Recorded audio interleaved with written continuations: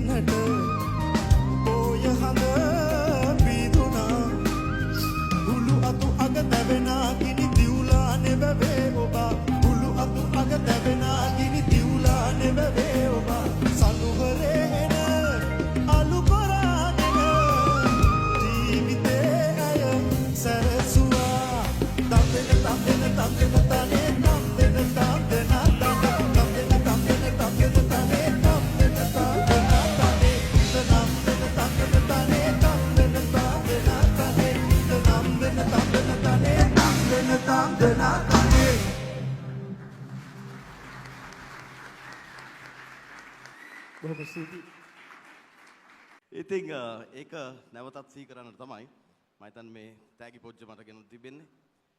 ඒ කියන්නේ හිතලෑම ගැන මගේ සතුටු පොජ්ජ මම බඳු කරනවා නායකතුමාට හිත පොජ්ජට. මාම ගැච්චක් හොඳමයි.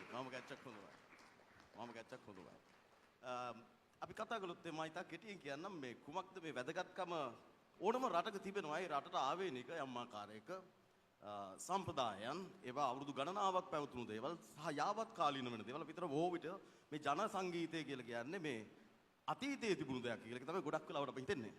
නමුත් බොහෝ විට ඒවා යාවත් කාලීන වෙමින් ඒවා වෙනස් වෙමින් අපි කියනවා හයිබ්‍රිඩයිසේෂන් ඒවා මේ මුහුම්කරණයට පාත්‍ර වෙමින් පවතින්නේ. ඉතින් මම හිතනවා මෙතන ඉන්නවා ඇත්තම ලංකාවේ ජන සංගීතය ගැන පරිශන කරන ප්‍රධානතම දෙපළක් සහ විශේෂයෙන්ම අපේ මහාචාර්ය සමන් පනාපිටිය අපේ සහෝදරයා සහ අපේ මේ ප්‍රයාණයේ පූර්වජය වන අපේ රෝහණ බැද්දගේ අපේ සංගීතඥතුමා. ඉතින් මම හිතනවා මේ ලංකාවේ ජන ගායනා මූලික කරගෙන එහෙම නැත්නම් මේ අපේ යමාකාරයක අපට ආවේනික වූ යම් නාද රටාවන් මිශ්‍ර කරගෙන පළමු වරට සංගීතයක් ගොඩ නැගුවේ අපේ රෝහණ බැද්දගේ සූරීන්. ඊට පෙර පරිශන තිබුණා. ඇත්තටම බැලුවොත් එහෙම දේවාර් සූරසේන වගේ කෙනෙක්ගේ කාලේ 1929 දී තමයි පළමු වරට ලංකාවේ ජන ගායන එකතු කරන්නට පටන් ගත්තේ.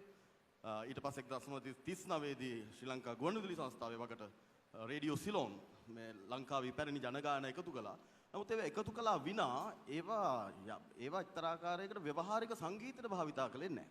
ඉතින් මම හිතනවා රෝහණ බැද්දගේ සූරීන් තමයි ඒ එක පැත්තකින් ඒ පරිශනවලත් හිඳමින් පරිශකයෙකු හැටියට සහ අපි කියනවා ප්‍රැක්ටිෂනර් එහෙම නැත්නම් ව්‍යවහාරික ලෙස මේ සංගීතය ආබද්ධ කළේ ලංකාවේ සංගීතය. ඉතින් මම හිතනවා මේ මග යන ඊළඟ පරපුරේ අපිට ඉන්න තරුණයා තමයි මේ තරුණයා. ඉතින් ඔබට පේනවා ඔහුට තිබෙන සංස්කෘතික පසුබිම. ඔහු එක පැත්තකින් ලංකාවේ ජන ගායනා කියලා අපි විශ්වාස කරන කෘෂිකාර්මික සමාජය